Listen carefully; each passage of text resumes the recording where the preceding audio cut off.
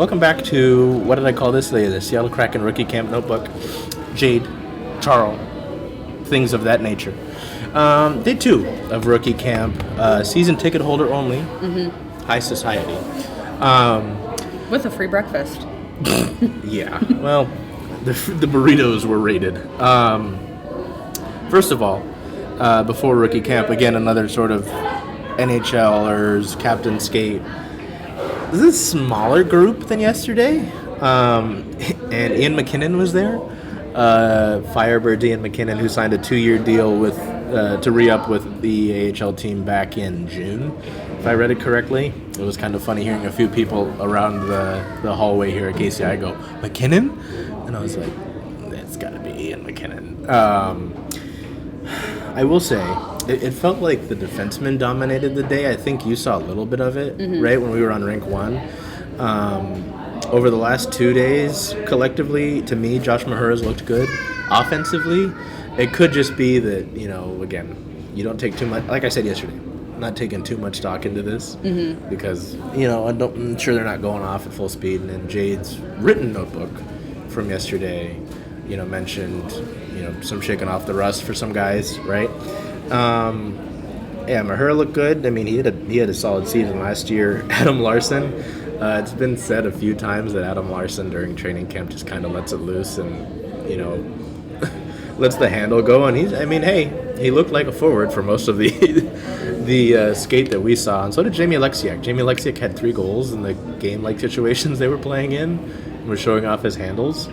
So Josh Mahura, Adam Larson, and Jamie Alexiak will split the Norris Trophy into 3 pieces. Exactly. So, yeah. That's our prediction. Exactly, verbatim. That is, someone go into Canva and cut up the Norris Trophy into 3 pieces. And I'll do it when I get home.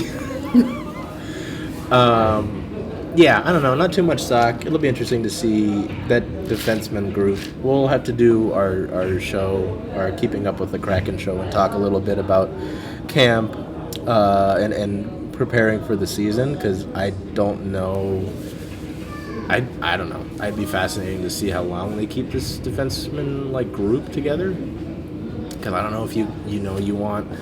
I was talking with some folks about this, and it's like, are you paying Jamie Alexiak $4 million to play third line minutes? And then someone said, well, Lindgren. I was like, are you playing Ryan Lindgren what you're paying him to play third line minutes? You know what I mean? So I don't know. I'm interested to see about that. Before I get into talking about rookies, because I've been talking too much, did you have anything about seeing the NHLers? And if not, you can go. I'd love to hear just straight into your thoughts on rookie camp today. Well, it's been so long since we've seen NHLers on the ice, or since I have with my own eyes, that was cool to see them again. It's always just kind of fun to see them in a unserious setting as well, where they're just kind of doing what they want to do and lollygagging. Yeah, not taking it super seriously. I had another thought, and then I lost it. Just too busy worrying about the NHLers lollygagging. Yeah, they gotta stop doing that. Rookie camp as a whole, it is always cool to see them working on the power play and the penalty kill, and I always find that to be intriguing, because it is the power play. Yeah, I don't really have a whole lot. I think all it did today for me with rookie camp, besides we kind of got some lines as they prepare for the prospect showcase tomorrow in Everett. We should both be there for that. Unfortunately, I don't think we'll have anybody at the KCI. The one here, KCI, the next day on Sunday. There's too much happening around here. I should be able to at least stream it from home, though, and I can. Oh, they're streaming it? I think so. Most teams are streaming.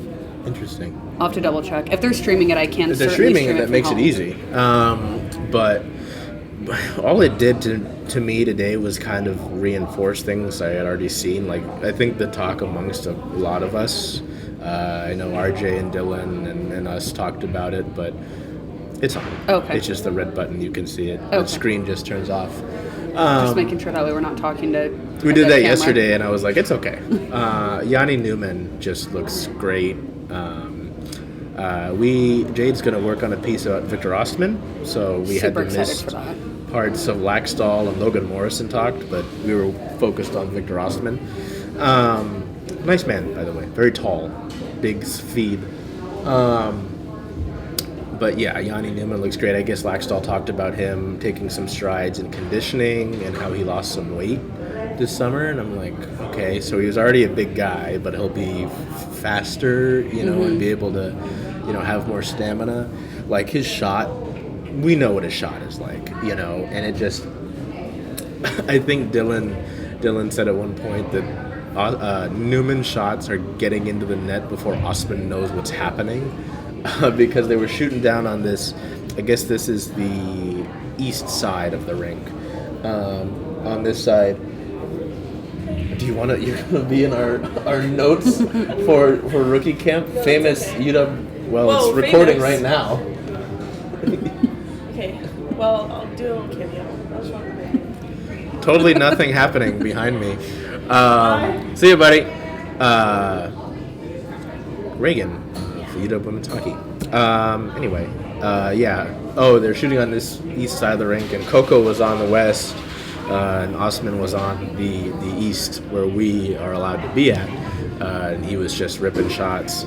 It was interesting to kind of see some lines. I don't know how much to take from this, like Rode, Morrison, Winterton, Goyette, O'Brien, Villeneuve seemed like an interesting one to me. Chalet, Mulgard, I don't know. It was interesting kind of seeing it, but then like some of the defenseman pairings were fun, at least to me. Caden Hamill and Caden Price were just doing the WHL group. And then the big one that stuck out to me was Blake Fiddler and Ville Altavainen. I'm like, this is just size. Yeah. Like this is a very large. or two bouncers at a club, Yeah. and they're gonna throw you out. So it'll be interesting to see how much of that they actually do. They did change them up because I saw those lines over here, and I tried to, write them down, and then we saw them change it up a little bit over on Rink 1. But, I'm sure we'll change it up. But I think right before we left, Laxdal was talking about installing power play, installing penalty kill, and not giving them too much, You said something about how they don't work on all of the systems. the systems. Just in rookie camp, they focus a little bit more on that, and when it moves into training camp, I think was almost his exact wording. Because I think we talked about it. Were you there last year? Yes. Last year we got Laxdal, and he talked about how there are like 3 or 4 basic hockey systems that everybody uses. They're just variations of them. But anyway, he talked about the install and how Lane Lambert and the staff will have more in-depth things for them to worry about and work on. So I don't know. Laxdal's always interesting. He always has a little bit of a wit about him, and he seems like a jolly old man. So it's very nice to talk to. Yeah, and if I don't know if the Firebirds ever do that, but if they did Zoom availability with the coaches for what, I'd tune in. I don't know. He's a fun guy. So. No, it'll be interesting. I think that was something that we talked about last show. I said last year was just how good the AHL team should be, with all the talent there. Because, then it was okay. I'm going to ask you this. I'm going to ask you this question: how many players from rookie camp will you can answer either way. Either make the opening night roster or play decent, not 1 or 2 games, because Coco got a game or whatever, you know what I mean, play a good chunk of games, 20 or more at the NHL level next year. How many players that we're seeing out here for rookie camp will either make the roster or play that, because Dylan, it was interesting, Dylan thinks that Jani Nyman will play a lot this year at the NHL level, and I'd love that. Don't get me wrong. I think after everything we did when he was up, I was really excited. I remember being in LA the day he got sent down to the Coachella Valley Firebirds, and I asked Dan Biosman about him, and then I found out 5 minutes later he'd been sent down after we got done talking to Dan. I said, "What the fuck?" And Berkeley, obviously. But don't get me wrong, I'm all for playing the kids. I think a lot of people want to see them play the kids, but I don't know if there's the room for it because you've brought back, say we're going to go back to the old lines. Schwartz, Beniers, Kako. You've got Schwartz. Oops, I almost tried to make two Schwartz. There's two now. Yep, good. Good. Yeah, we doubled him. Love that.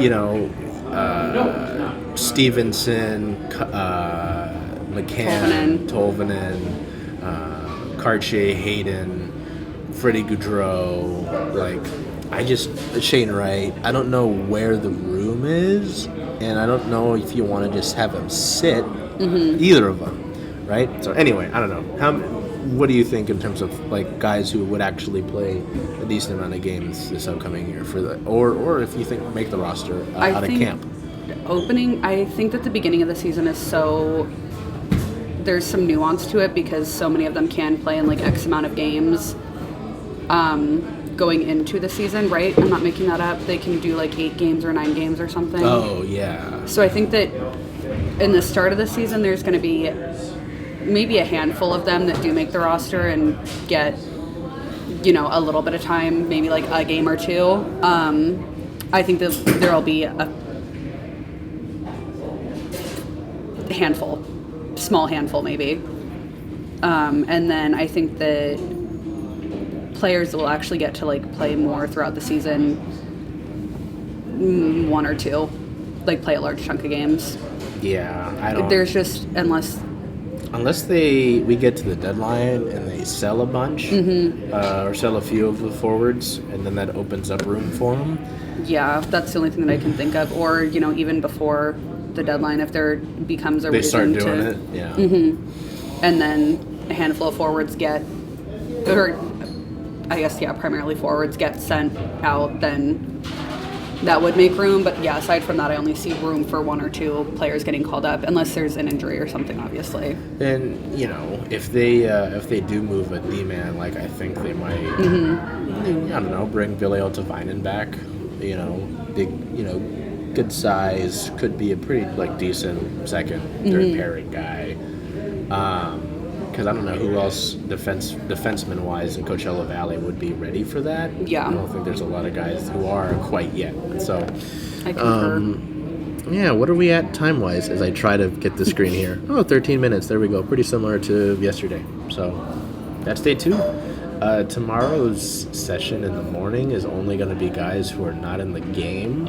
So I don't know if we'll do something for that. Maybe we'll do something quick after the game up in Everett, the Great White North, Canada. Many are saying this, and it's just me. Yeah, you're the only one saying that. Basically, Canada. It's not. You have to come up farther than I do. I know. I have to come from South Tacoma. Basically, Oregon. We'll see you next time. Almost California. Okay. Be well. Do what you can to make today a great day. Hey, Charles. Hey, Jen. Hey. Where are you going to watch all those Kraken away games? Kraken away games, making a push. I was thinking of coming here just because Rough and Tumble is the home of Circling Seattle Sports, only if that's okay with you. I mean, I love that idea. Hope to see you here.